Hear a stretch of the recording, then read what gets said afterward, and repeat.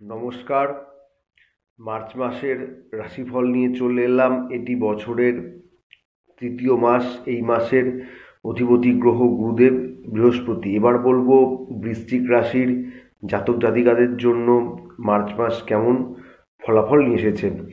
কর্মজীবনের কথা বলতে গেলে বৃশ্চিক রাশির জন্য এই মাসটি কর্মক্ষেত্রের দিক থেকে খুব একটা শুভ নয়। আপনি চাকরি করুন, সেটা সরকারি হোক বেসরকারি হোক, অথবা আপনারা যে যেখানে কর্মরত রয়েছেন, কর্মক্ষেত্র আপনাদের জন্য এই মাসে খুব একটা শুভ নয়। কর্মক্ষেত্রে আপনাদেরকে পরিশ্রম করতে হবে ও আপনাদের কর্মক্ষেত্রে আরও ধৈর্যের সাথে কাজ করতে হবে। ব্যবসা যারা করছেন, ব্যবসায় আপনাদের এই মাসে লাভের পরিমাণ কিছুটা কম হওয়ার সম্ভাবনা আছে। সবথেকে বড় কথা হচ্ছে আপনাদের এই মাসে খুব সতর্কতার সাথে ব্যবসায় লগ্নি করা প্রয়োজন।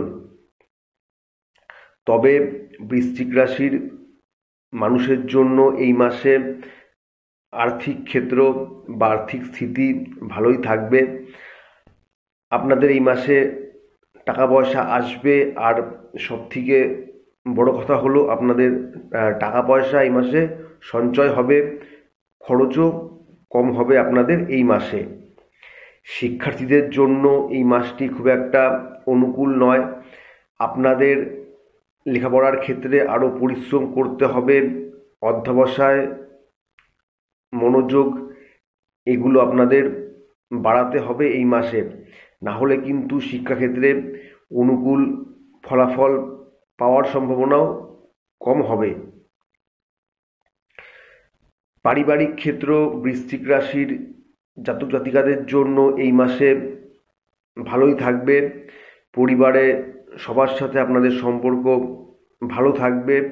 পরিবারে যদি কারো সাথে আপনাদের কোনো পূর্বে সমস্যা থেকে থাকে, সেই সমস্যাও কিন্তু এই মাসে আপনাদের মিটে যাবে। প্রেম ভালোবাসার দিক থেকে বৃশ্চিকের জন্য এই মাস ভালোই থাকবে। সঙ্গী বা সঙ্গিনীর সাথে আপনাদের সম্পর্ক ভালো থাকবে। সম্পর্কে মধুরতা, ঘনিষ্ঠতা এগুলো থাকবে। এক কথায় বলতে গেলে প্রেম জীবন আপনাদের এই মাসে ভালো থাকবে। যারা বিবাহিত আছেন, সেখানেও আপনাদের সম্পর্ক ভালোই থাকবে।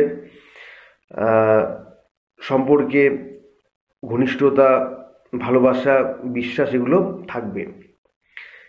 স্বাস্থ্যের দিক থেকে বৃশ্চিক রাশির মানুষের জন্য কিছুটা সমস্যা হওয়ার সম্ভাবনা রয়েছে। স্বাস্থ্যের দিক থেকে আপনাদের সতর্কতা অবলম্বন করা প্রয়োজন। বিশেষত রাস্তাঘাটে চলাফেরা করার সময় আপনারা বাড়তি সতর্কতা অবলম্বন করুন। দুর্ঘটনার একটা সম্ভাবনা আছে আপনাদের এই মাসে, তাই রাস্তাঘাটে সবসময়ের জন্য বাড়তি সতর্কতা অবলম্বন করুন। যাই হোক, এক কথায় বলতে গেলে বৃশ্চিকের জন্য বছরের এই তৃতীয় মাস মিশ্র ফলাফল নিয়ে এসছে।